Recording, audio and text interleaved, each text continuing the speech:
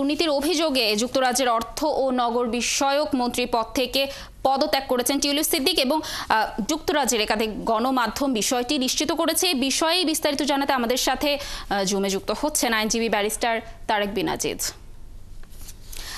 আজিজ, আপনাকে স্বাগত একাত্তরে। আপনার কাছে জানতে চাচ্ছিলাম যে টিউলিপ সিদ্দিক ইতোমধ্যে পদত্যাগ করেছেন, ব্রিটিশ সরকারের পদত্যাগ পরবর্তী পদক্ষেপ কি হতে পারে এই বিষয়ে জানাবেন।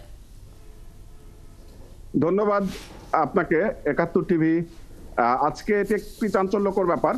বাংলাদেশের বর্তমান প্রেক্ষাপটে ফ্যাসিস্ট রেজিমের বিদায় পরবর্তী ফ্যাসিস্টের দোসর ছিলেন টিউলিপ সিদ্দিক, এবং আজকে আপনি দেখবেন যে যুক্তরাজ্য যে গণতন্ত্রের সূতিকাগার, সরকার এবং বিরোধী দল লেবার পার্টি এবং কনজারভেটিভ পার্টি সকলেই বাংলাদেশে যে বিপুল পরিমাণ অর্থ আত্মসাৎ এবং দুর্নীতি হয়েছে সেটার আলোকে তার উপরে চাপ ছিল পদত্যাগের, কারণ এদেশে ভদ্রভাবে পদত্যাগের ব্যাপারটি ঘটে। আমি ব্যক্তিগতভাবে মনে করি এটি বাংলাদেশের গণতান্ত্রিক মানুষের জন্য একটি আশার সঞ্চার করবে যে দুর্নীতি এবং এ জাতীয় কোনো কর্মকাণ্ডের সাথে সম্পৃক্ততার অভিযোগ বিশ্বব্যাপী যে আলোড়ন তুলেছে এটি অত্যন্ত যুগান্তকারী ম্যাটার।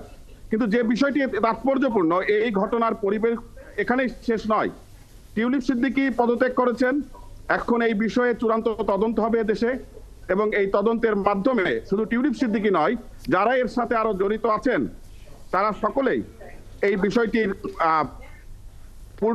পূর্ণ বিচার বিবেচনার মাধ্যমে শাস্তির আওতায় আসবেন।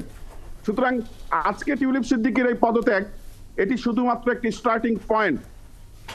এটি প্রমাণ করে যে শেখ হাসিনা তার দীর্ঘ ফ্যাসিস্ট রেজিমের সময় শুধু তার দেশের মানুষের সাথে নির্যাতন নিপীড়নই করেননি, দেশের মানুষের কষ্টের অর্জিত অর্থকে আত্মসাৎ করে তার পরিবারের সমৃদ্ধি করেছেন এবং পরিবারের পেছনে ব্যয় করেছেন এবং দেশ থেকে মানি অন্যান্য দেশে পাচার করেছেন।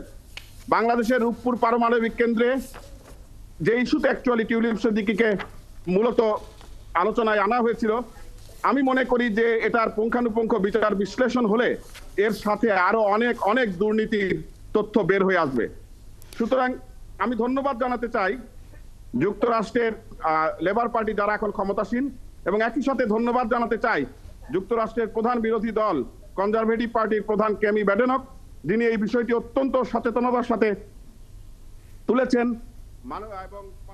তারেক বিন আজিজ, আপনার কাছে আরো একটি বিষয় জানতে চাচ্ছিলাম যে প্রধানমন্ত্রী শেখ হাসিনার ঘনিষ্ঠের কাছ থেকে ফ্ল্যাট উপহার নিয়ে ব্যাপক চাপের মুখে ছিলেন তিনি। তার বিরুদ্ধে যে অভিযোগগুলো উঠেছে সেগুলো যদি প্রমাণিত হয়, তার ভবিষ্যৎ পরিণতি আসলে কোন দিকে যেতে পারে? তার বিরুদ্ধে অভিযোগগুলো প্রমাণিত হলে অবশ্যই এটি ফৌজদারি মামলার আওতায় তার বিরুদ্ধে আইনানুগ ব্যবস্থা এদেশের প্রচলিত আইনে গৃহীত হবে। এবং যে জিনিসটা আমি আগেও বলেছি যে শুধুমাত্র এখানে টিউলিপ সিদ্দিকী একা নন, টিউলিপ সিদ্দিকীর সাথে টিউলিপ সিদ্দিকীর খালা ফ্যাসিস্ট হাসিনা এবং টিউলিপ সিদ্দিকীর মা রেহানা এবং টিউলিপ সিদ্দিকীর যে আওয়ামী দোসররা রয়েছেন যারা এই বিভিন্ন কর্মকাণ্ডের সাথে জড়িত। ইভেন যদি এটিও প্রমাণিত হয় যে লেবার পার্টির তার নিজ দলীয় কোনো কর্তা ব্যক্তিরা এর সাথে জড়িত যদি থাকে কোনো পর্যায়ে, সেটিও বিবেচনায় এবং আলোচনায় তদন্তে উঠে আসবে।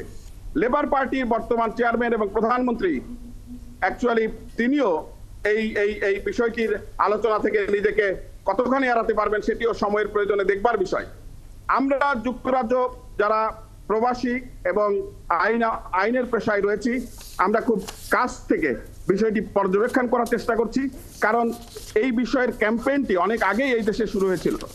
টিউলিপ সিদ্দিকী তার খালা শেখ হাসিনা যে ফ্যাসিস্টকে বাংলাদেশের বিপ্লবের মাধ্যমে দেশ থেকে বিতাড়িত করা হয়েছে, তার যোগসাজশে যে দুর্নীতিগুলো করেছে সেগুলোর বিরুদ্ধে আমাদের আন্দোলন দীর্ঘ সময় ধরেই ছিল।